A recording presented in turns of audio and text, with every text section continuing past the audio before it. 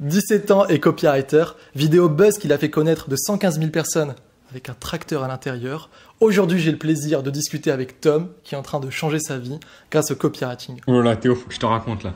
Faut vraiment que je te raconte. J'ai fait un coup marketing de dingue. De dingue. En gros, j'ai fait une candidature pour Germinal, on en avait parlé vite fait. Une candidature vidéo pour Germinal. J'ai tout donné et je l'ai envoyé. Je suis passé de 900 followers à 1500. J'ai pris 300 connexions. Cet après-midi, là, j'ai enchaîné les rendez-vous téléphoniques. Demain après-midi, pareil. Après encore, enfin, ça s'arrête pas en fait. Juste, ça s'arrête pas. Ou encore des propositions de job. C'est juste dingue ce qui se passe. C'est dingue. Je viens d'arrêter mes études il y a 2 semaines. Ça fait du coup 2 semaines que je rebosse sur mon business. J'avais arrêté avant ça un petit moment. Et j'ai 3 mois pour en vivre. Et du coup, ce coup marketing-là va sûrement me rapporter assez de business pour en vivre. C'est juste énorme ce qui vient de se passer. Juste pour te dire merci énormément parce que c'est aussi grâce à toi que j'ai réussi à le faire. Parce que tu m'as appris en grande partie le copywriting et la mentalité qu'il fallait avoir, les bases, ce qui m'a permis d'écrire ma page de vente, ce qui m'a permis d'écrire mon profil LinkedIn et ce qui m'a permis de faire la vidéo que j'ai envoyée à Grégoire et de tout gérer le truc. Et c'est grâce à toi. Donc merci beaucoup Théo. Parce que là, je crois que je vais vraiment en vivre très rapidement. Et du coup, je pourrais, si tu veux, si c'est pas trop chelou, de venir voir. Ah merde, t'es à Madrid là. Quand tu repasses à Nice, hein, ou en tout cas, ou bientôt à Madrid cet été, je voyage, ou je sais pas où tu seras. C'est peut-être bizarre ce que je te dis. T'as peut-être pas envie de me voir. Mais en tout cas, si c'est le cas, ce sera possible. Grâce à toi. Merci mec, vraiment. Merci infiniment. Du fond du cœur. Je te souhaite tout le meilleur du monde, tout le bonheur du monde et bonne app. Tom, bonjour. Bonjour. Est-ce que tu peux dire aux gens qui nous regardent pourquoi je t'interviewe? Pourquoi on fait une discussion? Je pense que tu as beaucoup de choses à apporter aux gens qui veulent se lancer en tant que copywriter professionnel. Tu as 18 ans il y a peu, c'est ça? C'est ça, ouais, le 11 mars. Joyeux anniversaire. Merci. Un petit peu en retard. Tom, pourquoi on est là aujourd'hui sur ce canapé? Apparemment, le copywriting t'a apporté quelque chose. J'aimerais juste, comme je te l'ai dit juste avant, je te laisse carte blanche. Raconte-nous ton histoire. Vraiment, dis-moi comment ça a commencé, comment tu es tombé dans la marmite du copywriting, pourquoi c'est important pour toi aujourd'hui et comment ça va peut-être changer ta vie, ton avenir. Le copywriting, ça m'a apporté la liberté. Ah. J'ai commencé avec les formations en ligne, comme Antoine BM. Aujourd'hui, je suis plus dans le monde startup, mais j'ai commencé avec le monde formation. Donc, c'est Stan Leloup qui m'a fait découvrir la formation en ligne et tout le monde du business en ligne. C'était très bien Théo aussi. Non, tu m'as beaucoup aidé aussi, mais plus tard dans l'aventure. Et donc, je croyais que j'allais atteindre la liberté avec les formations en ligne. Et en fait, j'ai atteint la liberté avec le copywriting plus tard. D'accord. Et donc, je suis passé de l'un à l'autre. Au début, j'avais un business pour les étudiants. Enfin, un business, j'ai jamais fait de sous avec, donc on va dire que c'est un projet. J'avais environ 300 emails, j'envoyais des mails quotidiens. C'était pour leur apprendre, partager mes méthodes pour avoir des meilleures notes.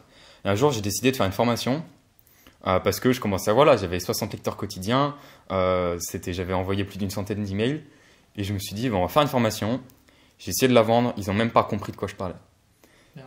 Et là, je me suis dit, il faut que j'apprenne le copywriting. J'ai arrêté ce projet et pendant 1 an, j'ai papillonné plein de projets, mais surtout, j'ai appris le copywriting. Très bien. Donc, moi, j'aime déjà cette histoire parce que ceux qui me connaissent un petit peu, ils vont voir que j'ai l'impression qu'on a vécu la même chose. Tu sais, si tu me lis aussi, tu voyais que je racontais souvent que moi aussi, en fait, j'ai appris le copywriting, pas parce que ça me passionnait ou quoi, même si aujourd'hui c'est mon cas, et je pense que c'est le tien aussi, mais parce qu'il y a eu une terrible erreur qui est que j'avais un ancien site qui s'appelait Blogging Enchanteur, et pareil, en fait, comme toi, j'ai commencé à construire une audience, etc. Et je pense qu'on a pas mal, on a traversé les mêmes genres de choses on voit les gens, tu vois, toi tu parlais de Stan Leloup, etc. Tu commences à suivre des marketeurs, tu vois que c'est possible de vivre ce monde en ligne, tu disais même je vais devenir riche, libre, etc. Et bam, il y a la putain de claque de réalité qui te vient dans la gueule en mode bah non mec, en fait tu sais pas vendre. T'as rien compris. T'as rien compris. Et si tu sais pas vendre, les gens justement ne vont pas comprendre ce que tu veux vendre. Et c'est ce que tu as dit. J'aimerais qu'on appuie un peu plus sur ces douleurs parce que moi je sais à quel point c'est horrible. Qu'est-ce que tu as ressenti quand tu étais en mode tout feu, tout flamme? Ok, je lance mon premier truc. Tu as dû ressentir du stress, mais peut-être de l'excitation, de ok, et si ça marche? Et là tu t'es pris cette claque de réalité. Comment ça s'est passé et comment tu l'as surmonté? Alors, c'est marrant que tu m'en parles parce que maintenant je m'en souviens. Ça faisait trop longtemps, je n'avais plus repensé. En fait, j'ai fait un lancement inversé, comme Stan Leloup en parle souvent. Donc, j'ai pas créé la formation. Très bonne décision. Ouais. Et j'ai décidé d'enregistrer, donc j'ai créé mon compte Podia, j'avais 7 jours pour faire des ventes pour Oui. pouvoir payer le compte. Et je me suis mis devant un mur blanc à la maison, j'ai enregistré la vidéo où j'expliquais D'accord. la formation et ce que j'allais faire. Et ensuite j'ai envoyé le mail. Donc j'avais une bonne relation avec mon audience, ils m'aimaient bien, on était assez proches. En tout cas avec certaines personnes je discutais bien. Et en fait ils n'ont pas compris. Et même les personnes qui étaient quasiment des amis, et qui sont aujourd'hui des amis, avec qui je discute encore, ont même pas compris ce que je vendais. D'accord. Et ils n'étaient pas intéressés. Donc quand même tes amis dans ton audience, enfin des gens avec qui tu discutes, sont pas intéressés par ton produit, c'est que vraiment t'es pas bon quoi. Ouais. Et après ça, du coup, tu t'es dit, bon, c'est pas possible, il faut que je fasse quelque chose, il y a un problème, il faut que je trouve une solution. Moi, ce qui m'intéresse, c'est comment tu en es venu au copywriting, justement. Bah, j'entendais ce que disait Stan Leloup là-dessus. Ouais. Lui, il parlait même de son histoire, que c'était le maniaque des conversions, quand il est passé de la séduction aux formations au Facebook, aux formations, au consulting Facebook, Ouais. et ensuite aux formations.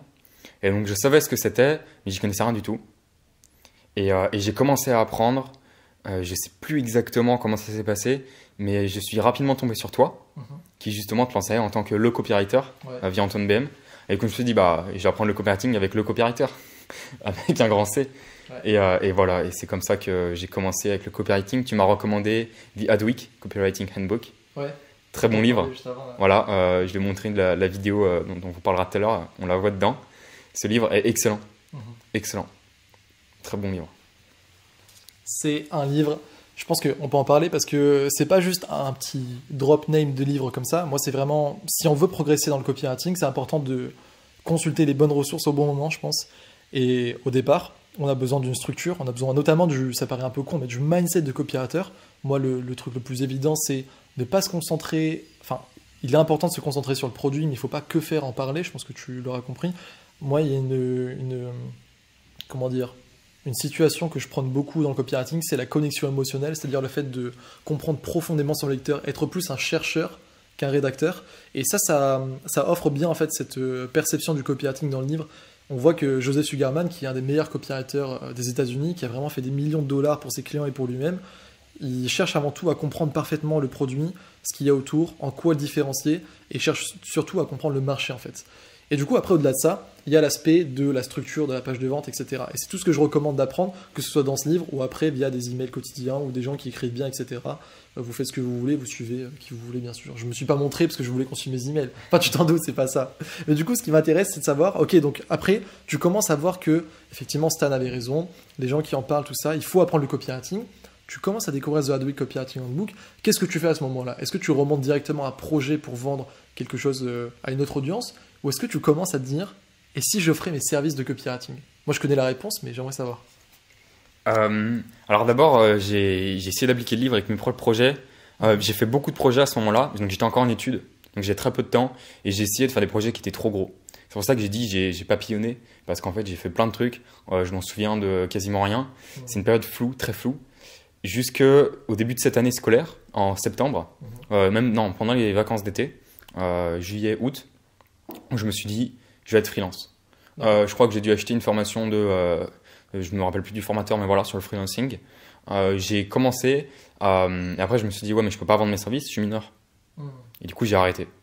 Et ensuite, j'ai redécouvert toi, avec ta formation Copy Pro, je crois, et qui m'a appris les bases de la vente en copywriting.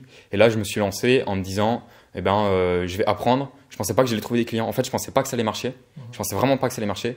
En me disant, je vais faire des projets gratuits. C'est pas grave si je peux pas payer parce que j'ai pas d'entreprise. Enfin, être payé parce que j'ai pas d'entreprise. D'accord. Et jusqu'à avoir 18 ans et pouvoir facturer. Et en fait, ça a marché bien plus vite que ce que je pensais. Ouais. Ça, c'est intéressant. Ça, c'est la boucle qui ouvre. Donc, déjà, c'était vraiment une barrière limitante pour toi, le fait de ne pas avoir 18 ans. Tu t'es dit, est-ce que déjà, au niveau légal, vraiment, tu n'as pas le droit de vendre tes services ou c'est juste une croyance limitante? Légalement, t'as pas le droit en fait de faire des factures. Donc, et quand j'en ai parlé à mes parents, ils m'ont dit non, mais c'est pas possible. Mes parents, voilà, ils sont du monde corporate, ils sont pas du monde des startups, encore moins du monde de la formation en ligne. Ils me disent non, mais t'es mineur, on va pas créer une boîte en notre nom pour toi, on ne prend pas la responsabilité. Et ils ont raison hein, de dire ça. Je sais que certains parents le font, mais c'est aussi bien de responsabiliser l'enfant. Et donc, ils m'ont dit non, on t'aidera pas. tu peux pas facturer. Et en fait, tu peux faire des projets gratuits. Et faire des projets gratuits, de toute façon, tu es étudiant, tu vis chez tes parents, tu n'as pas besoin d'argent. Et donc, ça va t'apporter énormément, surtout si tu as des résultats. C'est ce que je me suis dit. Fais des projets gratuits, casse-toi les dents. Et ensuite, quand tu auras des résultats, tu pourras les montrer et tu seras majeur, tu pourras faire payer. Donc, c'est pas une croyance limitante, dans le sens où je pouvais vraiment pas. Par contre, j'aurais pu retourner ça, et c'est un peu ce que je me suis dit, dans le sens où tu peux faire des projets gratuits, ça va t'apporter déjà énormément. Et ça, déjà, c'est une mentalité que j'aime beaucoup. Et on va en parler après, parce qu'il y a un gros truc qui va arriver dans la vidéo, c'est justement, on va parler d'une certaine vidéo. Et cette vidéo, à la base, qui t'a un peu propulsé, on va dire, ne devait pas être faite. Parce que, on va en parler, là, vraiment, ça va arriver dans les, je sais pas, 10-20 prochaines minutes, mais je voudrais qu'on reste sur ce point-là, parce que tu as déjà cette mentalité de, ok, quand on te dit non, en fait, pour toi, c'est pas grave. C'est-à-dire que tu vas contourner, tu vas chercher une solution. Et ça, c'est typiquement dans l'ADN des entrepreneurs, j'ai l'impression, et surtout de ceux qui réussissent, parce que la plupart des gens, c'est compréhensible d'un côté, mais quand on leur dit non, ou quand il y a un obstacle, bon bah voilà, c'est dur, c'est la douleur, c'est la frustration, il faut sortir de sa zone de confort, donc en fait, bah, on abandonne tout simplement. Et il y a une petite poignée de personnes qui s'appellent les entrepreneurs, qui vont dire attends, moi c'est pas parce qu'on me dit non ou parce que c'est censé être comme ça que je vais totalement l'accepter. Je vais pas non plus être con, mais je vais voir s'il y a autre chose qui est possible derrière. Et du coup, c'est peut-être ce qui s'est passé quand tu t'es dit ok, donc je peux pas lancer mes services, je vais faire des projets gratuits. Et comment ça t'a permis justement de commencer à faire de l'expérience? Est-ce qu'il y a des clients qui t'ont payé? Dis-moi un peu plus comment ça t'a amené vers le cheminement où tu es aujourd'hui, et ensuite on te parlera de cette fameuse vidéo, mais d'abord sur les projets gratuits, qu'est-ce qui s'est passé avec ça? Alors, ce que j'ai commencé, c'est avec LinkedIn. On va en parler pas mal de LinkedIn. C'est arrivé direct? Ouais, tout de suite. Je me suis dit, parce qu'en fait, donc c'était à la fin des vacances, j'ai une fanfare à Lyon, le Villers Band, je vous aime. Et même si en ce moment on se voit pas trop. Et donc, on fait souvent des week-ends ou des semaines. On est tous ensemble, on est une bande de jeunes, et donc en fait on est une bande de potes qui jouent de la musique. D'accord. Et il y en a un qui est freelance développeur. Et il m'a dit, il faut que tu ailles sur LinkedIn. Moi j'aime pas trop les plateformes non plus, comme Malte ou d'autres. Et du coup... Je rigole. Et du coup, il m'a dit, bah, va sur LinkedIn. C'est important LinkedIn. Je vais sur LinkedIn. Moi, je connaissais rien à LinkedIn. Je pense que la plupart d'entre vous connaissent pas LinkedIn non plus. Même Théo, c'est un néophyte de LinkedIn. Donc, c'est intéressant que tu puisses en parler. Pourquoi c'est peut-être pas genre le truc qu'il faut absolument aller, mais c'est une des solutions qui est intéressante. Ouais. D'abord, on peut connecter avec des gens. Parce qu'en LinkedIn, ça fonctionne pas par following et follower. Il y a une fonctionnalité comme ça, mais la fonctionnalité principale, c'est se connecter avec des gens. C'est-à-dire que toi et moi, je connecte avec toi, tu es dans mon réseau 1. Je t'ai demandé une connexion, tu as accepté, on est ensemble. Donc ça fait ton réseau de connexion numéro 1, dans le sang. Et ensuite, toutes les personnes qui sont connectées à ton réseau, mais pas au mien, c'est le niveau 2. D'accord, ok. Et ensuite, tu as le niveau 3, c'est tous les gens de là. Et donc, ça fonctionne par réseau. Et je comprenais pas au début. Je pensais que le réseau, c'était quelque chose de très personnel. Un peu comme, limite, une message instantané, comme WhatsApp ou tes messages. Et je connectais avec des gens qui étaient à des niveaux incroyables dans leur domaine. Et je leur envoyais des messages. Mais c'est trop bien, je connecte avec des gens. Comment c'est possible que moi, le petit nouveau, là, je connecte avec toi? Et je comprenais pas. Et du coup, les gens, ça les faisait marrer et ils me répondaient. Quasi tous ces messages, quasiment, j'ai eu des réponses. Et une de ces personnes qui m'a répondu, c'est Valérie Châtelet. Donc, elle est, à la base, elle était architecte. Elle a fait une carrière dans l'architecture. Elle est allée loin. Et ensuite, elle voulait innover, elle n'y arrivait pas parce que elle était dans l'urbanisme. Et l'urbanisme, c'est très politique. Donc, la politique, c'est des guerres de partis, on ne peut rien faire. Tout est bloqué. Du coup, elle s'est dit, bon, je vais aller faire une start-up. Elle a étudié à Harvard, à peu près en même temps que Zuckerberg. Elle a une cinquantaine d'années. La crédibilité par association. Exactement, bah oui, à l'Harvard, Zuckerberg. Deux copywriters là. Ouais, suivez bien. Et donc, on a commencé à travailler ensemble. Elle fait une start-up pour une marque de vêtements. D'accord. Elle a une technologie qui permet d'adapter n'importe quel vêtement à ton corps. Okay. Et donc, c'est vraiment révolutionnaire. Je ne vais pas aller dans les détails, mais déjà pour les femmes qui ont des corps, elles ne ressemblent pas toutes à des mannequins. Donc si par exemple tu as une forte poitrine, des petites hanches, ou alors que tu es un peu en surpoids, ou alors au contraire très fine, ou alors que tu es grande, très grande, les vêtements ne seront pas adaptés à toi. Et en fait, la plupart des femmes, elles ne se ressemblent pas à des mannequins, enfin, c'est normal. Et du coup, ça permet d'adapter le vêtement à la femme. Donc c'est un projet dingue, et on a décidé de travailler ensemble. Et donc là, j'ai dû appliquer les bases de copywriting que j'avais. J'ai travaillé ces bases, on a travaillé longtemps ensemble, gratuitement. Et même si ça n'a pas abouti à grand-chose, le projet, elle a continué le projet, mais moi je suis passé à autre chose et on est toujours proches, mais on travaille plus ensemble. D'abord, elle m'a fait un avis. Les avis, c'est très important, la preuve sociale. En tant que copywriter freelance, le truc le plus important à avoir, c'est un avis. C'est la base. T'en as pas, t'es mort. C'est très très dur. Par contre, t'en as un, ça change tout. Surtout qu'en plus là, je pouvais mettre qu'elle était Harvard, qu'elle a étudié Harvard, architecte. Donc forcément, ça aide. Mais entre parenthèses, en même temps que Zuckerberg. non, ça je l'ai pas mis, mais Ça, mais je mettais alumni Harvard sur mon site. Là, je vais le changer, mais pour l'instant, sur mon site, il y a qu'un seul avis, c'est le sien. Et c'est marqué architecte, alumni Harvard. Et donc ça aide. Et ça m'a tout de suite changé la vie. Et ça a été tout de suite beaucoup plus simple pour trouver des clients. Et donc, cette expérience, elle m'a permis d'approfondir mes premières connaissances copywriting, vraiment les appliquer. Ça a créé une relation avec quelqu'un qui m'a beaucoup aidé aussi. Et ça m'a donné un avis qui est extrêmement important en tant que freelance. D'accord. Donc ça, j'aime beaucoup. Parce que c'est pour ça que je fais ces discussions. C'est pas pour donner une méthode précise, parce que ce que je me suis rendu compte avec le copywriting, le monde du copywriting pro, c'est que en fait tout marche du moment qu'on s'y met à fond dessus, et il y a des choses sur lesquelles je n'avais pas conscience, par exemple LinkedIn, qui peuvent beaucoup marcher. Et donc bien sûr que là, du coup, si toi tu regardes cette interview complète là dans la formation, tu verras, hein, il y a plusieurs modules. Il y aura un module dédié à LinkedIn, il y aura un module dédié à Malte, au cold email, etc., cold emailing, il y aura tout. Mais là, ce que je veux, c'est que vraiment on prenne le temps et que je parle avec chacune des personnes qui a utilisé une fonctionnalité. En l'occurrence, toi, du coup, c'est LinkedIn. Et au début, les projets gratuits. Cold emailing aussi. Bah, on va en parler. Je veux qu'on parle de tout et je veux que tu vois en fait qu'il n'y a pas de clé. C'est-à-dire que tu vois, Tom, en fait, son histoire, elle aurait pu s'arrêter dès le début où, bon, bah voilà, j'ai 17 ans, bah je fais rien. Donc déjà là, on aurait pu ne jamais se rencontrer et il n'aurait pas pu commencer à kiffer cette vie du business en ligne, quoi. Donc déjà, de là, en fait, il y a ce truc de, ok, c'est pas académique, mais je vais le contourner.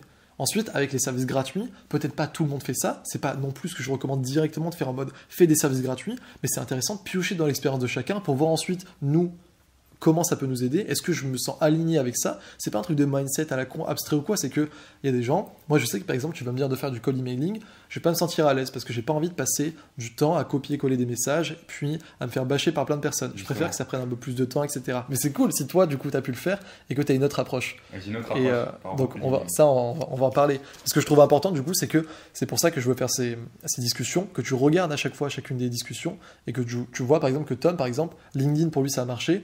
Hop, ça te met une graine dans la tête, tu dis tiens, j'avais pas vu ça comme ça, et après tu explores le sujet.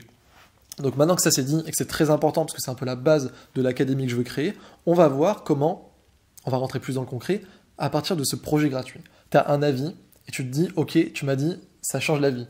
Comment tu as utilisé cet avis? Est-ce que vraiment tu le mettais tout le temps en avant? Est-ce que tu as continué à prospecter des gens pour des services gratuits? Est-ce qu'à un moment du coup tu as proposer directement des services payants? Est-ce que tu avais, je sais pas, une page de vente sur un site? Est-ce que tu avais un site? Je voudrais savoir comment tu as essayé de professionnaliser ça, de capitaliser sur cet avis gratuit pour justement réussir ensuite vivre du copywriting. Ouais, alors je vais faire deux détours. J'ai pas utilisé l'avis tout de suite. Ouais, j'ai pas utilisé l'avis tout de suite. Je l'ai utilisé plus tard, bien plus tard, il y a pas si longtemps en fait. Okay. C'est ce qui d'ailleurs a fait que la vidéo qui explosait a bien marché. J'ai travaillé quelqu'un avant ça, mais là je veux juste faire un retour par rapport à ce que tu as dit. C'est très important de se dire, il n'y a pas de chemin parfait. Ouais. C'est-à-dire que moi j'ai fait du LinkedIn, j'ai fait du cold emailing, mais peut-être que comme Théo, tu n'es pas à l'aise avec le cold emailing, peut-être que tu vas être à l'aise en faisant de la pub Facebook. Peut-être c'est possible ça. Tu as 100 €, tu es un petit peu fort et tu vas faire de la pub Facebook et tu vas trouver tes clients copywriting comme ça. En fait, toutes les manières sont possibles. Et si tu connais un petit peu le monde de la startup, c'est la mentalité gros hacking en fait. C'est vraiment la mentalité de trouver des hacks entre guillemets. Et je sais que c'est un peu contre-intuitif parce qu'on se dit souvent, faut pas trop, faut revenir aux bases. Et en fait, il y a deux choses. Il y a le message. Donc ça, c'est le positionnement, c'est à qui tu parles, etc. Et ensuite, il y a comment tu le diffuses, le haut-parleur. Ouais. Et pour trouver le haut-parleur, il y a 1 million de haut-parleurs différents. Il y a LinkedIn, toi, tu as utilisé Malte. Il y a le cold emailing, il y a peut-être la pub Facebook comme je viens d'en parler, ça peut être n'importe quoi, ça peut être des lettres envoyées par la poste. L'idée c'est juste d'en trouver un et tu vas le tester, ça va pas marcher parce que tu connais pas. Et tu te focuses dessus et tu vas jusqu'à que ça fonctionne. Parce que c'est en se concentrant sur l'un que tu vas trouver les recettes pour que ça fonctionne et que tu vas y arriver. Et c'est pas en passant du coq à l'âne, en changeant tout le temps et par rapport à ta personnalité aussi. C'est-à-dire que si moi j'ai fait plein de vidéos. Mais les vidéos, ça m'épuise. Donc si ça fonctionne, si je veux contacter une personne qui est très importante, je vais le faire. Par contre, si c'est pour faire pour une startup, j'ai essayé, là je travaille avec une startup, pour faire des vidéos pour un produit, donc il faut plein de personnes. Donc il faut faire plein de vidéos, ça m'épuise. Au bout de 5 vidéos, je suis au bout de ma vie. Ouais. Et donc là, c'est pas pour moi. Et donc c'est juste un haut-parleur qui pourrait fonctionner, Mhm. mais qui n'est pas adapté à moi. Et donc c'est pour ça qu'il ne faut pas l'utiliser. Alors ça c'était juste une parenthèse pour rebondir sur ce que tu avais dit. Je reprends juste. Vas-y. Juste pour dire, et après tu nous parles du cold emailing et de ce que tu as fait. Enfin, juste résumer ce qu'on vient de dire, c'est-à-dire que je veux bien faire comprendre que c'est pas un truc en mode abstrait, genre, oh bah d'accord, Théo se dédouane en disant que oui, il faut un peu tout tester, il n'y a pas de chemin, et puis débrouille-toi. C'est pas du tout ça. Tu verras qu'il y a plein de modules, etc. pour chaque truc. Mais justement, le but, comme l'a dit Tom, c'est pas de passer du coq à l'âne. Le but, c'est pas que, ok, tu vois la Tom qui parle de LinkedIn, trop bien. La semaine prochaine, j'ai Samy qui va nous parler d'un autre truc. Tu vas peut-être te dire aussi trop bien. Mais attention, il faut se restreindre. Il ne faut pas dire, ok, ça a l'air stylé, ça a l'air stylé, tout ça. Tu regardes par rapport à toi, tu regardes par rapport à ce que tu as peut-être déjà fait, parce que c'est ça qui est aussi la réalité, c'est que souvent, on a déjà tous un petit pied dans le business en ligne. C'est pas juste, ok, je pars de zéro. C'est, bon, bah moi, j'ai déjà essayé ça et ça n'a pas marché. Et puis, j'ai vu que quand j'avais fait ça, oui, j'avais eu quelques petits avis, etc. Peut-être que tu t'es mis sur une plateforme, peut-être que, je sais pas, justement, tu as consulté des ressources par rapport à la pub Facebook, ça peut être ça. Peut-être que tu as commencé à développer une mini-audience sur LinkedIn. Donc, pars déjà de ce que tu as aujourd'hui, pars ensuite de ce qui est aligné par rapport à tes valeurs. Et encore une fois, c'est pas un truc abstrait, c'est que si tu vas sur quelque chose qui te correspond pas, ça va pas marcher. On l'a vu, là, par exemple, tu donnais l'exemple des vidéos. Et une fois que tu pars de ça, tu as la bonne base et justement, tu travailles ton message. Ça, on va le voir à fond dans la formation, c'est-à-dire comment être différent, comment faire pour que les gens veulent nous prendre, nous, et pas quelqu'un d'autre. Donc ça, c'est la fondation la plus basique, c'est la base du copywriting. Ça, on va le voir. Et après, justement, de ça, tu choisis ton haut-parleur par rapport à ce qu'on vient de dire. Et du coup, toi, quand tu as vu, justement, je veux savoir comment tu as choisi ces haut-parleurs du cold emailing au final. Alors du coup, ce que j'ai compris, j'ai commencé à comprendre que mes messages plaisaient bien, que j'envoyais comme ça en mode ah c'est trop bien, que t'as vu mon profil, qu'on s'est connecté alors que je suis rien du tout par rapport à toi. Et j'ai fait ça un petit peu plus poussé, avec un message un petit peu plus travaillé, avec un mec qui a vu mon profil avec un niveau de dingue sur LinkedIn. En bas du profil, on voit il y a 3 compétences qu'on peut mettre en avant. Après, il y en a plein d'autres, mais il y en a 3 compétences qu'on peut mettre en avant. Et les gens peuvent nous endorse, nous dire +1. Recommander, ouais. Dire sur cette compétence-là, t'es bon. Et lui, il avait genre 50, 60, 70, ce qui est énorme. Donc il y avait 70 personnes qui avaient dit ouais, ce mec-là est bon en entrepreneuriat, par exemple. Et donc je me suis dit, mais ce mec est dingue. Et il y a une autre fonctionnalité sur LinkedIn, c'est que quand quelqu'un voit ton profil, tu vois qu'il a vu ton profil. Oui, ça ouais, je me souviens. Et du coup, j'ai vu qu'il avait vu mon profil. Et dans mon profil, je parlais que je faisais des services de copywriting. Et je lui ai envoyé un message en disant salut, j'ai vu que tu avais vu mon profil, contextualisation, mais je t'ai pas convaincu, tu m'as pas envoyé de message, alors attends, laisse-moi te convaincre. Ah, pas mal. Et très personnalisé. Parce que dans le cold emailing, on parle souvent d'automatisation. Quand tu vends des services, c'est pas une bonne idée, je pense. Quand tu vends des produits, oui, mais quand tu vends des services, non. Et j'ai fait un message très personnalisé, je me souviens plus du message, peut-être qu'on peut le retrouver, prendre 2 minutes pour le retrouver. Ouais. On le retrouvera pas. Peut-être je l'ai pris en photo. Ah non, il y a trop de messages, on a échangé trop longtemps. C'est vrai. Ouais, ça va être trop longtemps à monter. Mais et j'ai envoyé ce message, donc j'ai pas pu te convaincre, laisse-moi te convaincre. Peut-être que peut-être que tu as un cousin qui est en train de faire un produit, qui est en train de lancer sa stop et qui a besoin de copywriting. Peut-être que tu as un side project à côté où tu as besoin de quelqu'un pour s'occuper de la rédaction. Et coup de chance, il avait un side project qu'il était en train de lancer. Ouais.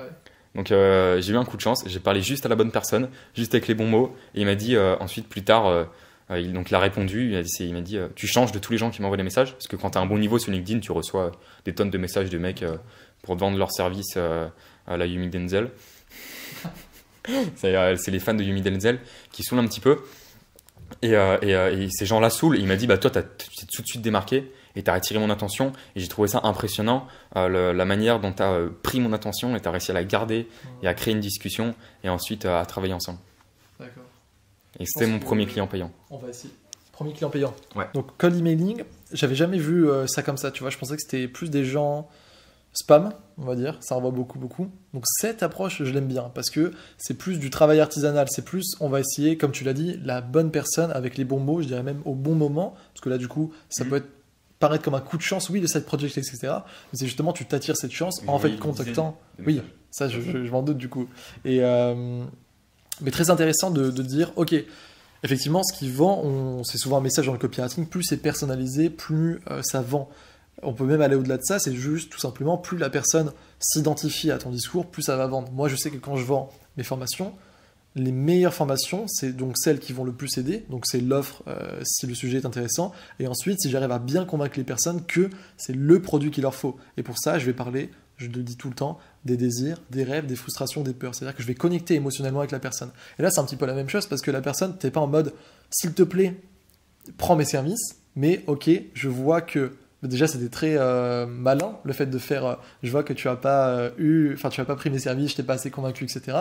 Mais laisse-moi le temps parce que peut-être que, comme il a dit Tom, cousin, side project, etc. Donc tu me montres en fait, t'es dans une démarche de je m'intéresse à toi et par rapport à ce que tu vas me dire, on va voir ensuite ce que je vais pouvoir te proposer. Effectivement, si du coup tu vas te lancer dans le cold emailing, mais moi qui connais pas trop, ça me paraît logique à 110% de faire cette approche plutôt que de faire comme tout le monde. Il y a un principe qui est tout con, c'est quand les autres zig, il faut zag. Je sais plus qui a dit cette phrase, ça m'est resté dans la tête depuis des années, ça se retient, c'est simple, mais c'est la putain de vérité. Et dès que je vois que je commence un peu à faire les mêmes choses que les autres dans le monde en ligne ou quoi, tout le temps, je prends du recul, je regarde si les gens zig, si c'est le cas, je zag. Même si tu fais différent, enfin je veux dire, même si c'est pas pertinent parfois, juste le simple fait de faire différent, c'est ce qui va t'apporter des résultats.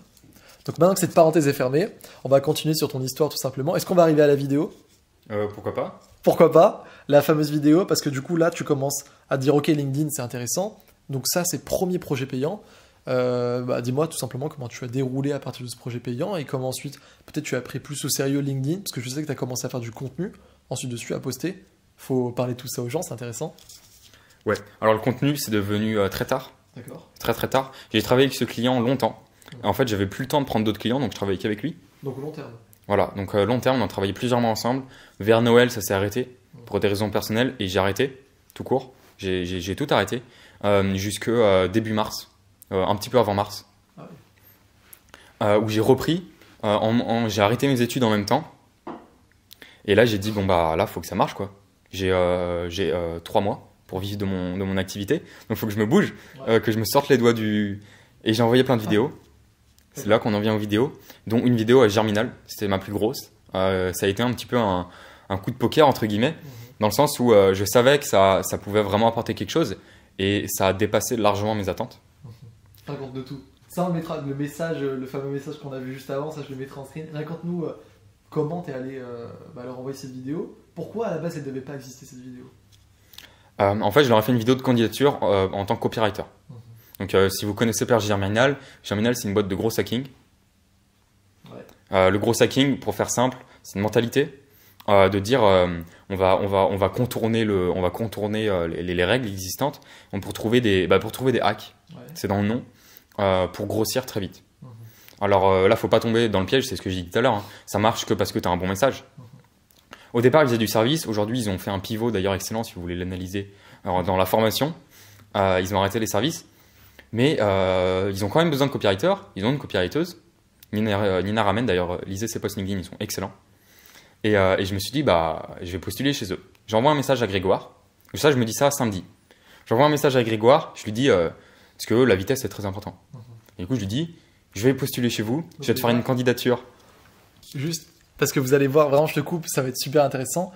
Et rien que ce premier élément est indispensable. C'est-à-dire, il parle, parce que là, c'est toi, en fait, tu vois pas d'un point de vue extérieur ton histoire, mais il dit, ok, la vitesse, c'est super important chez eux. C'est pas juste ça, c'est qu'il voit que c'est une valeur intrinsèque à leur entreprise, comme il sait que c'est très important, il va leur en parler. Il va pas juste dire, la plupart des gens ne le mentionneraient pas, en fait. Mais toi, tu sais que c'est important, donc en tant que copywriter, tu vas montrer que c'est important, parce que c'est important pour eux. C'est comme moi, si on me contacte, je vais avoir bien plus de chances de répondre et d'apprécier à une personne qui va me dire, je sais pas un truc à la con, mais tiens, je viens d'écouter cette chanson de Nekfeu, ça m'a fait penser à toi, du coup, je t'envoie ce message.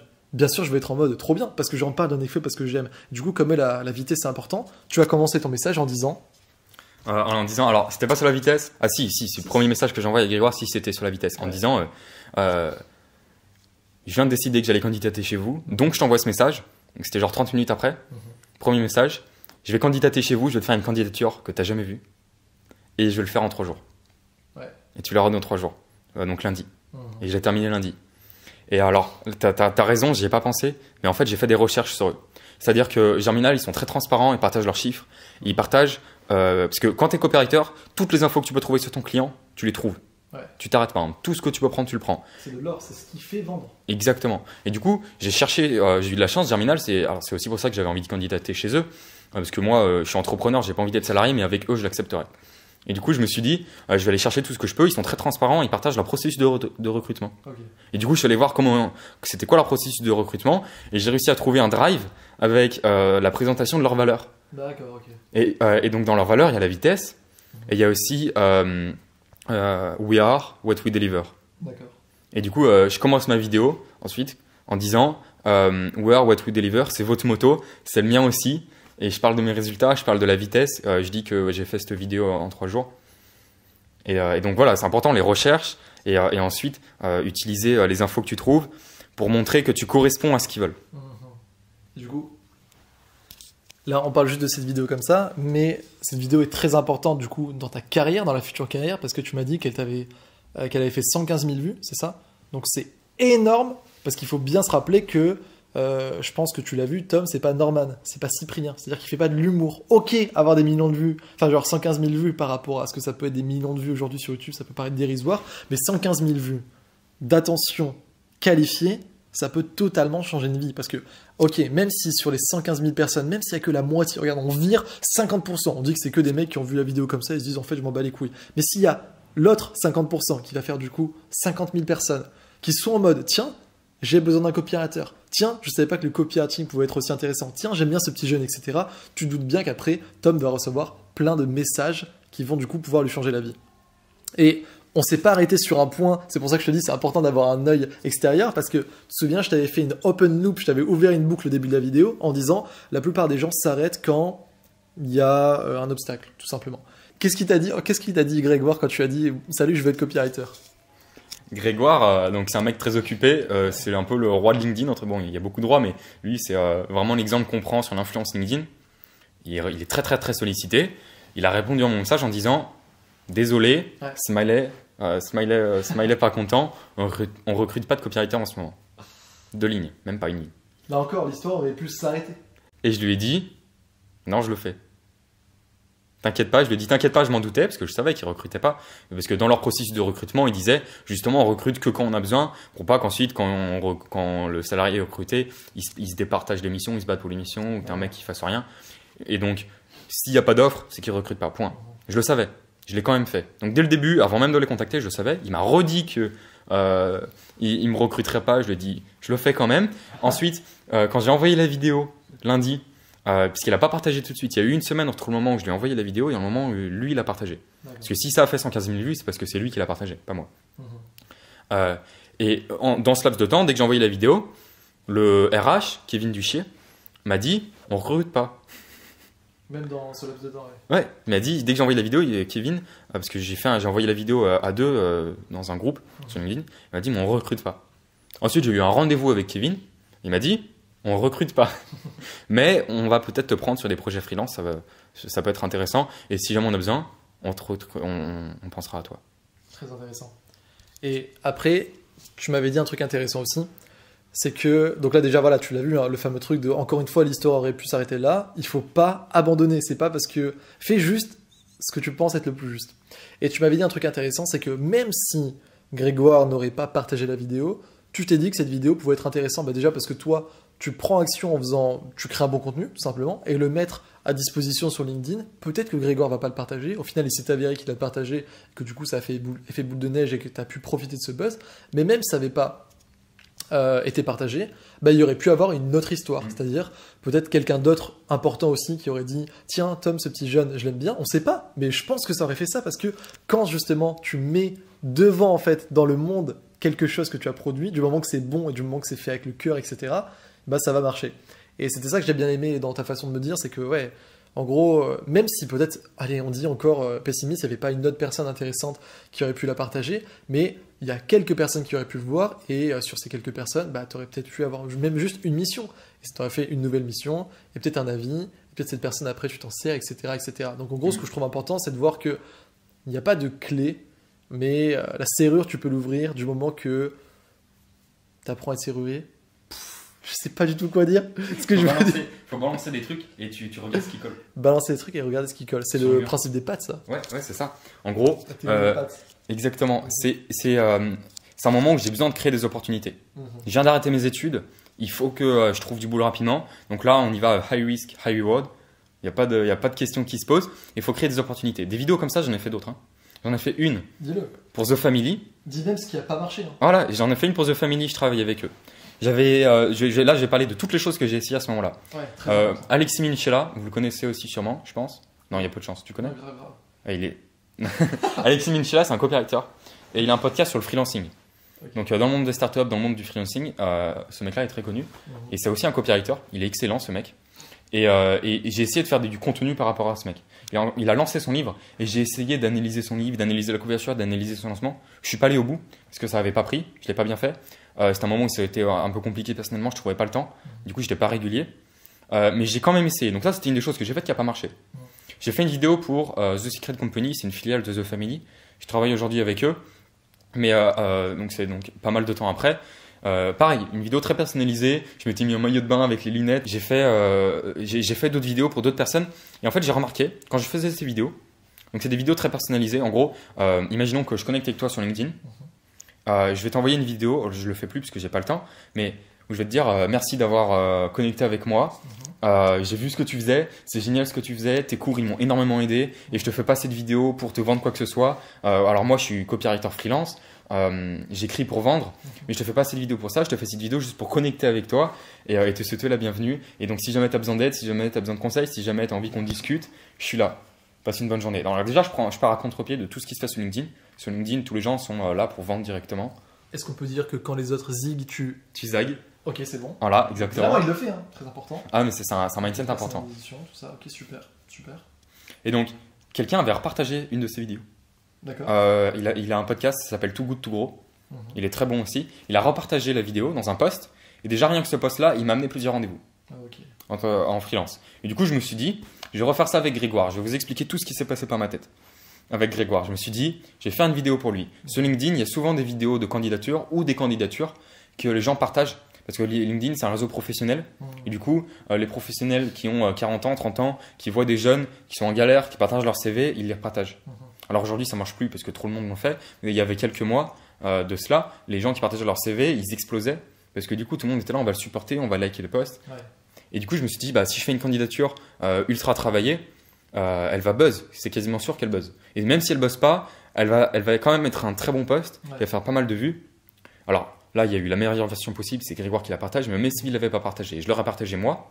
Je me suis aussi dit, même s'il répond pas à mon message, parce que je l'ai envoyé en privé, je vais attendre un petit peu. Et s'il répond pas, je vais la partager. Oui, voilà. Et si ça fait assez de buzz, peut-être qu'il va y porter attention et donc il va rentrer en contact avec moi. C'est pour ça que je l'ai partagé cette vidéo. Et que je lui ai envoyé quand même. Et puis, comme on le disait, même si c'est pas la pire des situations, mais même si du coup ça faisait pas comme tu voulais, qu'il partage pas la vidéo, il y aurait sûrement quelqu'un d'autre qui l'aurait vu. Parce que voilà, ça prend un petit peu et puis après il y a quelqu'un d'autre qui le prend, etc. Je peux pas en être sûr, mais c'est quasiment certain quand tu appliques justement cette théorie de je jette les pattes, on va voir ce qui reste que il y a forcément provoquer sa chance. Et du coup, pendant que tu parlais, je pense que chaque discussion va être nommée selon une certaine manière. Forcément, ça va être le là avec un petit TM à la fin. Toi, je crois que j'ai trouvé. C'est la débrouillardise. La débrouillardise TM. Mais c'est génial parce que c'est un concept dont on parle pas assez souvent parce que ça fait peur aux gens. Mais c'est la putain de vérité. Si tu veux réussir, il n'y a pas de chemin tout tracé. Bordel, déjà d'être entrepreneur, ça fait peur parce que la plupart des gens suivent un chemin bien mis où il y a des petits cailloux, etc. Toi, c'est une putain de brousse, de forêt. Tu te mets des échardes et des épines partout. Tu te dis merde, mais par où je passe? Il faut te créer un chemin. Il n'y a pas d'autre moyen. Donc là, tu crées ta chance. Tu crées tes propres opportunités. Et après, en fonction de ça, tu vois ce qui se passe. Bien sûr qu'il y a des sujets qui vont plus marcher que d'autres. Toi, tu l'as compris parce que tu regardes par rapport aux valeurs de l'entreprise pour Grégoire. J'ai pas compris pourquoi tu avais dit lunettes, maillot de bain, etc. pour The Family, mais ça doit avoir un sens aussi à mon avis. C'est juste pour attirer l'attention. En fait, juste attirer l'attention. Je l'ai envoyé à The Family. Alors, c'est à The Secret Co, c'est une filiale de The Family, c'est fait par deux personnes, Julien Ivaldi et Maxime Blondel.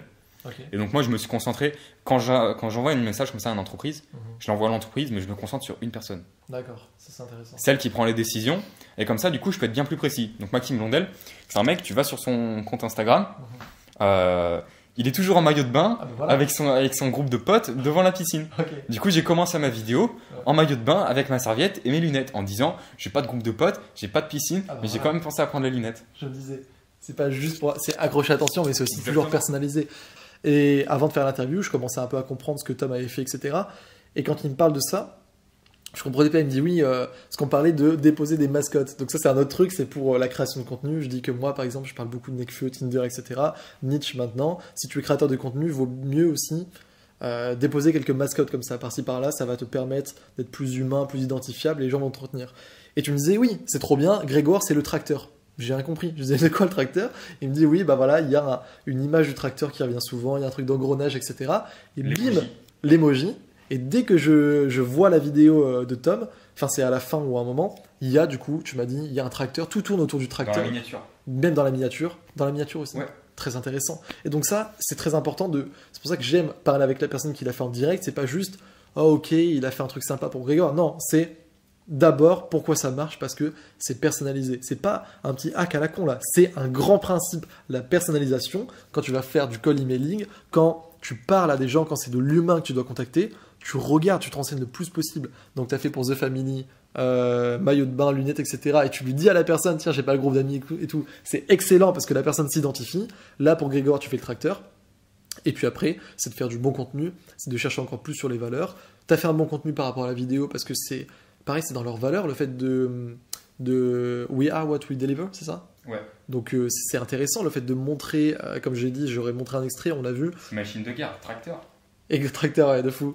Non mais surtout, tu parles de ce que tu étais en train de faire. Donc ça, c'est un peu ce que fait Germinal au final, le truc de We are what we deliver. Donc c'est en mode, tu sais, quand tu fais dans la vidéo, tu as les sous-titres et tout en bas. C'est important, c'est un bon exercice de copywriting. Et moi, j'ai un petit peu regardé ce qu'ils font du coup après. C'est intéressant, ça congrue en fait avec ce qu'ils peuvent faire, le fait d'être honnête, transparent par exemple avec leur processus de recrutement et tout. Toi, tu fais la même chose, tu es honnête, transparent avec ce que tu essaies de faire en fait. Donc, c'est pas juste un truc comme ça, c'est un truc fait pour eux. Et donc, si tu fais du cold emailing, si tu veux approcher des plus que certains clients et voir un petit peu ce qui se passe, mais plus des grands géants, genre Germinal, The Family, etc., tu as tout intérêt de faire comme Tom, de prendre le temps de faire le meilleur contenu possible et pour que ça marche ensuite. Si tu veux, j'ai une méthode. Une méthode, bah on la veut. Hein. Si tu veux, j'ai développé une méthode pour ça. Ok. Elle est en. Regarde ISTM. Ouais. C'est parti. Elle est en 5 étapes. Ah. Et ouais. Ouais, Je l'ai pas donné de nom encore, mais. Ouais. La première. La première étape, c'est attirer l'attention. Bien sûr. Tu fais une vidéo. T'envoies une vidéo à un inconnu. Parce qu'il faut toujours se mettre dans la tête du mec en face. Ouais. J'envoie une vidéo à Théo aussi. Il sait pas qui je suis. Il a juste une vidéo de moi avec ma tête. Voilà, faisons l'exemple, ça va être bien. Si tu es très connu, tu fais quoi? Tu l'ouvres pas la vidéo, qu'est-ce qu'il me fout? Qu'est-ce qu'il me veut lui? Du coup, ce que j'ai fait, on n'en a pas parlé, c'est que je prends un papier et je dessine le nom de la personne, en gros, X, mon nom. Plus la personne est importante, plus je passe du temps sur ce papier. Pour Germinal, pour The Family, j'ai fait une décoration avec un design qui ressemblait au leur. Même si je suis pas bon au dessin, je m'en fiche. Et donc ça, c'est attirer l'attention pour qu'ils ouvrent la vidéo. Donc tu as le papier avec ma tête. Pour Germinal, en plus, il y avait le tracteur derrière. Ah oui, directement. Ok, ça c'est top. Oui, c'est pour en fait qu'ils ouvrent la miniature. Bien sûr. Donc le premier, attirer l'attention. Un élément mémorable. Ensuite, le deuxième, c'est la proposition de valeur très claire. En une phrase. Juste une phrase. Moi, c'était... Alors, quand j'envoie des vidéos très courtes, je le fais en une phrase. Pour Germinal, bon, c'était un petit peu plus long, mais c'est de dire qu'est-ce que tu fais. Alors moi, je suis copywriter, j'écris pour vendre. Pour Germinal, j'ai détaillé, j'ai pris tout ce qu'ils voulaient en recrutement et point par point, j'ai expliqué pourquoi je correspondais à leurs exigences, à ce qu'ils recherchaient dans les salariés. Ok, je vois. Et le dernier élément, c'est un appel à l'action clair.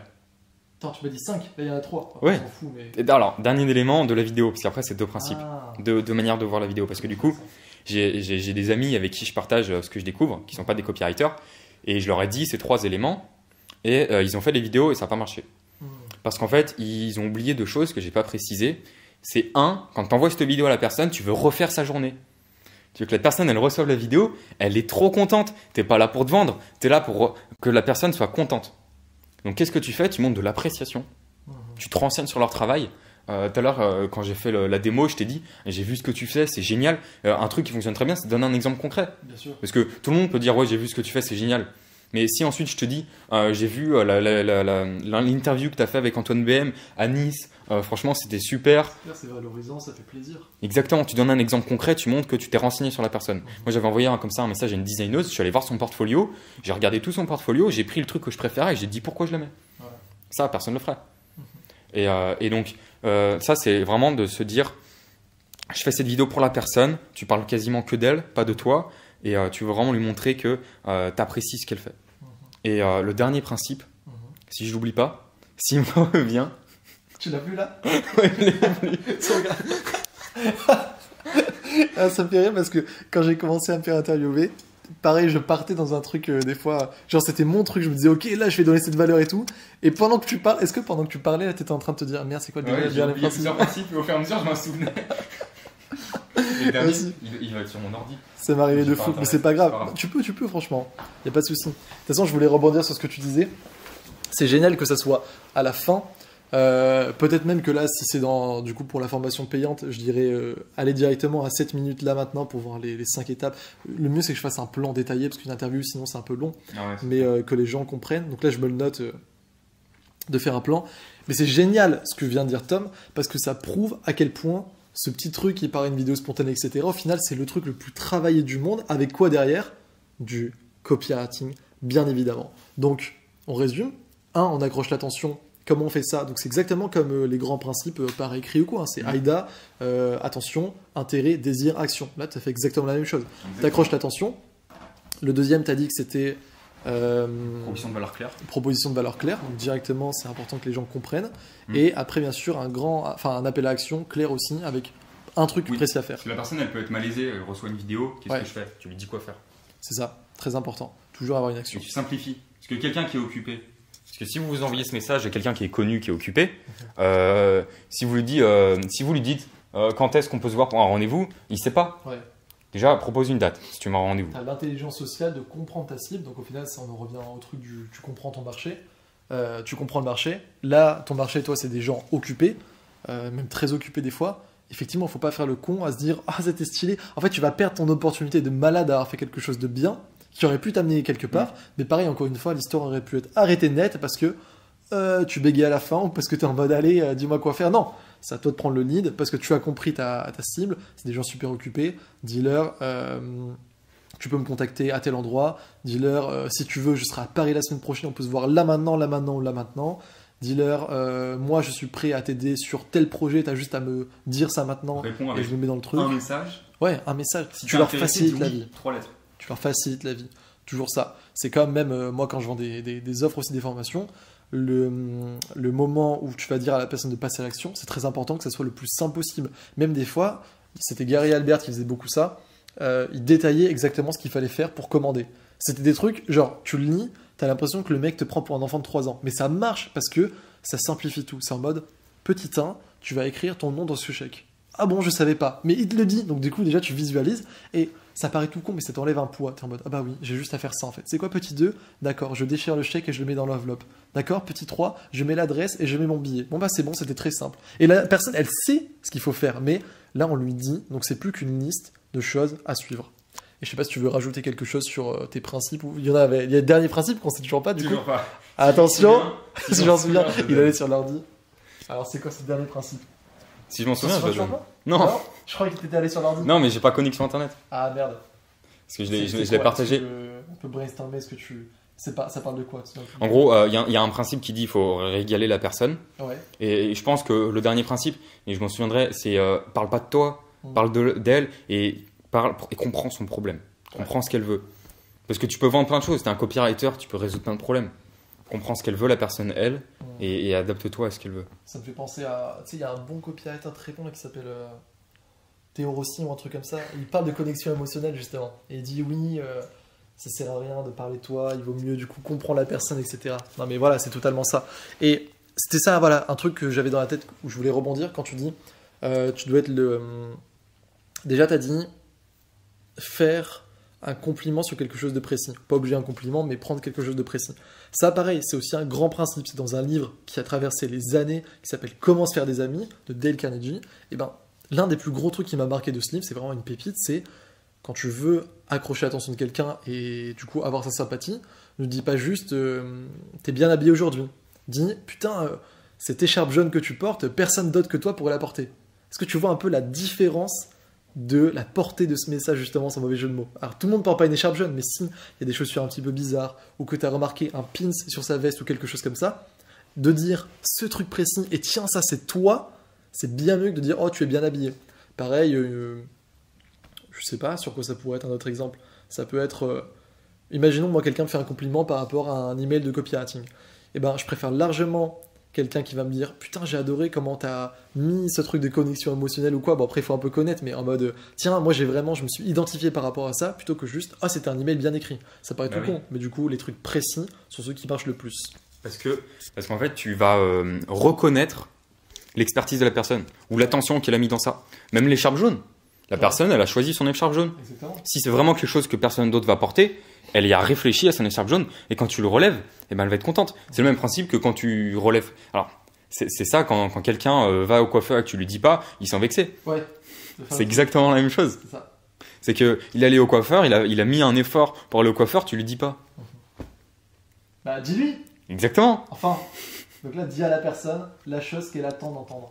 Parce que franchement, on a bien fait le tour, je suis content. Je sais pas s'il y a encore des choses à dire par rapport à ces stratégies, mais là, moi, ça se définit un peu plus dans ma tête ce que tu as fait. Ouais. Pour moi, au final, c'est très clair. Ouais, déjà, j'ai bien aimé le fait que tu dises qu'il y a des vidéos il faut bien le souligner, le rappeler, que tu as envoyé des vidéos des fois qui n'ont pas marché. Tu as dû en envoyer. Combien? Ça m'intéresse. Est-ce que tu as vraiment envoyé beaucoup de vidéos ou à chaque fois, tu savais tellement qui tu voulais contacter et tu as tellement fait du coup ce travail de préparation et tout qu'au final, il y a peu d'échecs? Alors, il y a deux choses. J'ai envoyé des vidéos très courtes Ouais. à des connexions, Ok, des nouvelles connexions. Ces vidéos-là, j'ai quasiment eu que des réponses. d'accord. Faut le mettre dans le contexte. Je pensais que c'était une solution qui allait marcher. J'ai essayé de faire ça avec un produit pour une startup. C'est des gens corporate. Ça les fait marrer, mais ça les fait pas convertir. D'accord. Parce que c'est des corporate. Les vidéos, c'est des gens rigides. La vidéo que j'envoie, elle sert à rien. Ils s'en fichent. Donc, faut bien mettre ça dans le contexte. Je suis jeune, je parle à des gens qui sont un peu dans le monde startup. Faut que je mette en avant le fait que je suis jeune et entreprenant et que je passe pas, que je surprends en fait. Donc c'est pour ça que ça marche particulièrement avec moi. Et ensuite, j'ai donc toutes ces vidéos-là que j'ai envoyées, j'en ai une personne qui n'a pas répondu. J'en ai envoyé, je pense, une grosse dizaine, peut-être une petite vingtaine. D'accord. Mais ça fait quand même beaucoup. Parce que là, j'en ai envoyé à des corporates, j'en ai envoyé une vingtaine, j'ai eu 2 réponses. Ouais. Donc même sur peu de vidéos, la différence, elle est énorme en termes de conversion. Et ensuite, toutes les vidéos que j'ai envoyées très personnalisées, j'ai que des réponses. Toujours une réponse. The Family, réponse. The Secret Co, c'est la même chose, réponse. Germinal, réponse. Et j'en ai envoyé une à The Family pour de vrai, réponse aussi. Trop bien. Trop bien. Bon bah là je pense qu'avec tous ces éléments, tu as compris un petit peu comment ça marchait. Je sais pas si toi tu vois toujours ton ascension comme un truc un petit peu où tu as juste testé des choses et on voit comment ça marchait. Pour moi en fait c'était sûr que ça allait marcher vu tout ce que tu me dis, qu'il y a vraiment un message prémédité derrière, que tu sais exactement quoi faire. Tu as vu, tu as même ta méthode en 3 étapes, tu as 2 grands principes, etc. à mettre ensuite et tout. Donc si tu fais la même chose, ça va marcher. Contacte la conclusion pour ça. Après, j'aimerais juste qu'on parle d'un autre truc. Conclusion, si tu vas faire du cold emailing et que tu te mets sur LinkedIn pour contacter des gros poissons, applique exactement la méthode de Tom et prends vraiment du temps. Tant pis si tu n'envoies pas énormément de messages, mais fais les meilleurs messages du monde par rapport à cette personne. Comme il a dit, il y a toujours eu des réponses. 7 heures de travail pour la vidéo Germinal. Oh, c'est vrai? Ah bah voilà, c'est aussi intéressant de soulever ce que tu veux en parler un peu plus. 7 heures de travail, je pensais pas du tout, moi. Tu vois, c'est très intéressant. Si. D'abord, il y a l'idéation, entre guillemets, c'est-à-dire trouver des idées. Je me suis renseigné sur la boîte longtemps. Ça, d'ailleurs, je ne l'ai même pas compté dans les 7 heures. Hein. C'est vraiment me renseigner sur la boîte, les comprendre, commencer à écrire le message, commencer à brainstormer. Ça, je l'ai fait samedi, dimanche, parce qu'il faut laisser du repos. Ouais. Faut laisser du repos. Vraiment, à pas sous-estimer. Parce que là, j'ai vraiment envie que les gens qui nous regardent, ils soient pas en mode t'inquiète, je te laisse le garder parce que je vais pas te couper. Pas en mode oui, d'accord, tu cherches un petit peu et tout. Non, c'est une putain d'étape, c'est super important. Ça va être la base solide de tout ensuite. Comprends à fond. Et une fois que du coup, tu as toutes ces idées, tu vas pouvoir travailler ton matériau. Du coup, c'est ce que tu as fait après? Exactement, ouais. Donc, j'ai fait beaucoup de recherches. Ouais. Ensuite, les 7 heures de travail, c'était finir d'écrire le matin. D'accord. Exactement. Ensuite, enregistrer chez moi toutes, comme je pouvais, les vidéos au micro, parce que les parties au micro, Ouais. j'enregistrais le script. Et ensuite, j'ai décidé de coupler ça avec un vlog où j'allais chercher, parce que Grégoire est connu pour le tracteur. Le tracteur? C'est un mime récurrent avec Grégoire. Ouais. Il a quasiment copyright, copyright comme le droit, Ouais. le terme, l'emoji tracteur. Et du coup, je suis allé chercher un tracteur. J'ai pas trouvé de tracteur.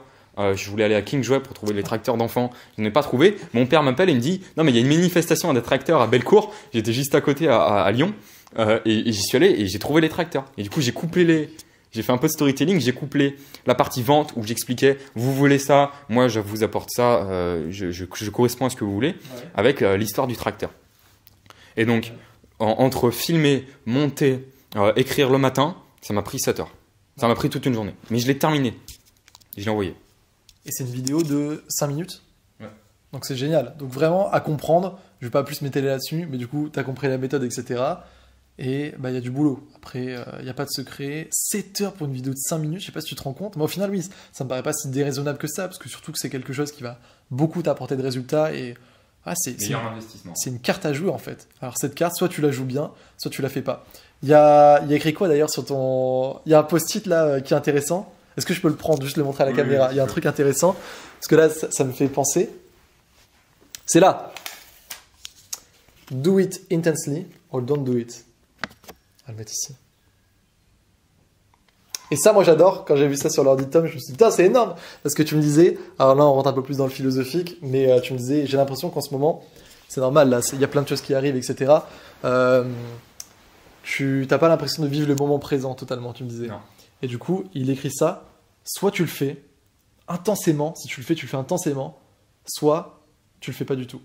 Et ça paraît tout con, mais moi, c'est un principe qui a changé ma vie déjà depuis longtemps.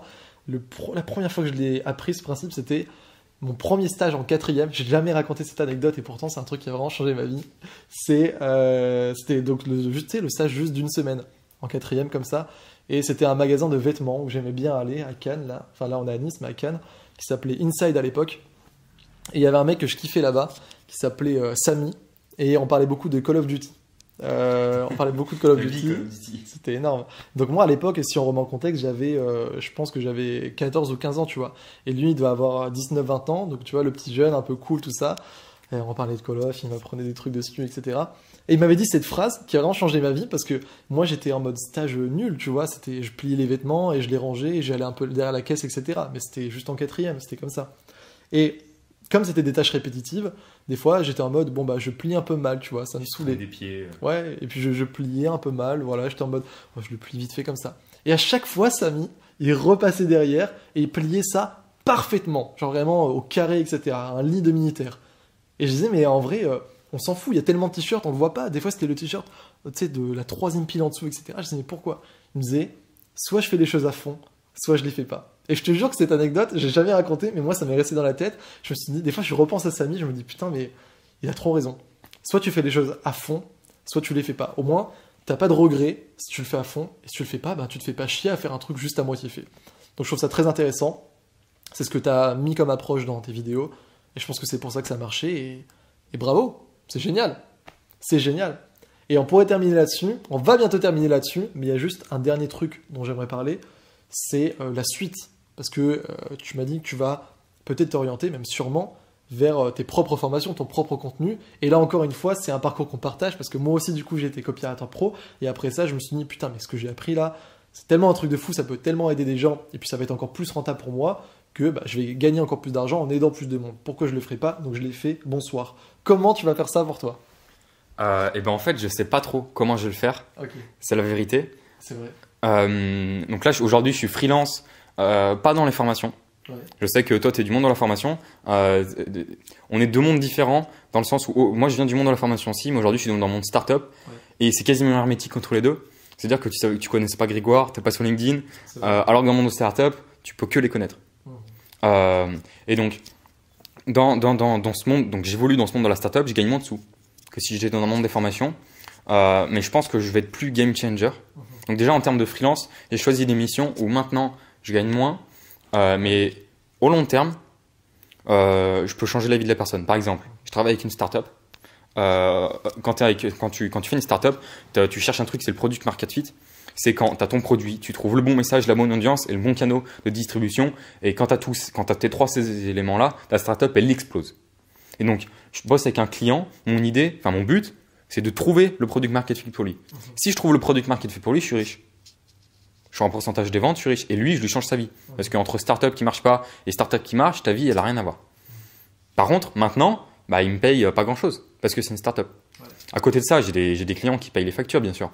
Mais donc, déjà, en termes de stratégie freelance, j'ai choisi des missions où je peux vraiment changer la vie des gens. Et dans un an, je vais être bien plus loin que si j'essaie de gagner de l'argent tout de suite. Je vois. Et en termes de formation, je ne sais pas encore quel business je vais faire, mais je pense qu'il y a un gros manque en termes de copywriting et de persuasion, hack persuasion aussi, dans la partie B2B. Aujourd'hui, quand tu apprends le copywriting, les seuls gens qui forment en copywriting, que ce soit en France ou aux US, c'est des gens qui viennent de la formation. C'est vrai. T'es formateur, Stan Leloup est formateur, toi de même il est formateur. Il y a qui d'autre comme formateur en copywriting? Comme gens qui apprennent le copywriting. Pareil, un mec hétéro aussi, je crois, un truc comme ça. C'est tous des gens qui sont dans le monde de la formation. Ouais. Et si aujourd'hui dans le monde de la startup, il n'y a personne qui t'apprend le copywriting en fait. Alors il y a, je crois qu'il y a des cours dans Live Mentor, Live Mentor, sauf que bon, eux ils font 25 millions de formations différentes, tu peux leur prendre, tu peux trouver ta place. Il y a Alexis Minchella qui a fait un cours, mais lui, son business de contenu, c'est son livre et sa partie freelance. Ouais. Donc il n'est pas formateur en copywriting. Donc je pense qu'il y a une place là-dessus et il y a de grandes chances que je me positionne là-dedans et moins en formation, plus en académie. Je vois, ouais. Parce qu'il y a des chances que je monte une agence et du coup avec l'agence, il faut une main d'œuvre. Et quel est le meilleur moyen d'en trouver? Parce qu'en plus c'est compliqué de trouver des bons copywriters que de la former. Exactement. Et du coup je pourrais la former gratuitement, leur proposer des clients et ensuite je gagnerai de l'argent parce qu'ils bossent pour moi. C'est ça. Là, tu reprends du coup le concept de ce produit dans lequel tu es l'académie. On verra, hein, on pourra aligner les planètes. Hein, Exactement, c'est assez marrant parce qu'on a eu l'idée à peu près en même temps d'une académie et c'est une bonne idée. Parce que ça manque de copywriters en France, ça manque, il y a un énorme besoin en copywriting et c'est pas pour rien. Quand tu es bon copywriter, tu as 5 clients, même 3 clients, tu es 7.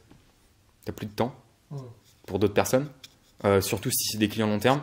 Tu gagnes raisonnablement bien ta vie, mais tu ne gagneras pas extrêmement bien ta vie. Ouais. Alors que tu as le potentiel avec tes compétences de gagner extrêmement bien ta vie. Donc tu vas aller faire ton business. Ouais. Tu veux dire qu'il y a peu de copywriters parce que la plupart bossent pour eux ensuite. Ouais, alors soit ils restent freelance, ils n'ont pas l'ambition de créer leur business, et du coup ils sont 7. Ils ont des clients qui leur viennent naturellement, même pas besoin de faire du contenu par référence, par bouche à oreille, ça suffit, et ils gagnent bien leur vie. Soit ils montent leur business et du coup ils sont plus copywriters freelance. Donc pour mon agence, si je la fais, j'aurai besoin de main-d'œuvre, beaucoup de main-d'œuvre, et il y aura sûrement un gros turnover, donc il faut que j'en forme continuellement. C'est ça. Ouais. Et en plus, je comblerai ce manque en copywriting B2B. Donc je pense qu'on va s'arrêter là parce que c'était super intéressant. La grosse partie, ça a été du coup comment partir de zéro dans le copywriting, notamment quand on est jeune, quand tout se met contre nous, etc. Et au final, on arrive à faire quelque chose de très bien. Et la suite, du coup, tu commences à y penser. Et la leçon là-dessus, c'est pareil, hein, tu y penses comme un copywriter. Hein. C'est-à-dire qu'une fois qu'on a vu ce qu'on faisait pour les projets de nos clients et qu'on a cette mentalité de ok, je me rappelle qu'il faut que ça soit différent, il faut que ça aide les gens. Rien que ça, en fait, c'est juste la base des bases, quoi. Il faut que ça soit différent. Donc toi, Enfin, la différenciation, on n'en a pas tellement parlé, mais pour moi, c'est le plus important, c'est de partir d'un problème pour apporter une solution concrète. Tu vois qu'il y a un manque. Tu te dis, bon bah ok, c'est pas genre, ah tiens, je vais proposer mes services de copywriting, on va voir ce qui se passe, je vais faire une petite formation. Non, il y a des gens en B2B qui font des trucs géniaux, mais qui manquent de copywriting dans ce qu'ils font tout simplement. Et de copywriters. Je vais leur apporter ça. Ouais, même encore plus de copywriters, comme tu as dit, c'est vrai. Donc même, tu vas même pas... Ça peut être encore une autre barrière en mode, ah ouais, mais du coup, ça va pas avec mon projet, moi je voulais faire des formations. C'est, bah non, je viens de voir qu'il y avait un vrai problème, bah tant pis, je vais encore plus haut, peut-être que ça va être plus compliqué de mettre en œuvre, un peu plus long, il faut plus de contacts, etc. Mais comme il y a ce problème qui n'est pas résolu, allons-y, je fais une solution dessus. Et du moment que tu agis comme ça, c'est obligatoire que ça marche parce que, il y a une phrase toute conne, hein, je sais plus qui a dit ça, c'est... je crois que c'est un mec qui s'appelle Zig Ziglar, justement. Si je dis pas de bêtises, je te jure. Ça me dit quelque chose. Et il a dit, en gros, si vous voulez devenir riche, donnez aux gens ce dont ils ont besoin. Exactement. Ça apparaît le truc le plus con du monde, mais c'est ça. Il y a plein de choses encore aujourd'hui que les gens ont besoin. Tu regardes un petit peu, tu dis, merde, ce mec veut ça, cette nana veut ça, il lui manque ça, je vais le créer, je vais faire en sorte de pouvoir lui donner. Et puis après, si je suis bon copywriter, je le fais avec un bon message, différenciation, etc. Et ça passe. Ça passe, tu deviens riche, tu aides des gens, et puis quoi de mieux en fait? Meilleure villa. Exactement, meilleure villa. Meilleure villa. Après, tu achètes des villas. C'est très révélateur. On finira sur ça. Si tu veux acheter des villas, si tu veux aider les gens, faire de l'argent, et ensuite vivre ta meilleure villa dans une putain de villa, fais tout ce qu'on vient de dire. Applique, bosse, mets les heures de travail derrière, fais des concepts intelligents, personnalisation, attention, tout ce qu'on vient de dire. Et puis, est-ce que tu as un dernier mot, quelque chose peut-être que tu aurais voulu dire au Tom d'avant qui galérait, qui y croyait peut-être pas trop et ouais, dans les moments où c'était un petit peu compliqué. Maintenant que tu vois avec le recul, tu te dis putain, heureusement que j'ai fait ça ou que j'ai su ça. Quelque chose dont j'aurais aimé parler maintenant et que j'aurais aimé dire au Tom et j'aurais aimé faire plus tôt et qu'il faut que vous sachiez, c'est soyez audacieux. Au culot, J'ai tout au beaucoup culot. d'audace. C'est super important l'audace. Audacieux. On finit sur ça. Allez, Merci Tom, avec grand plaisir. c'était super. Nickel. Audacieux on a dit.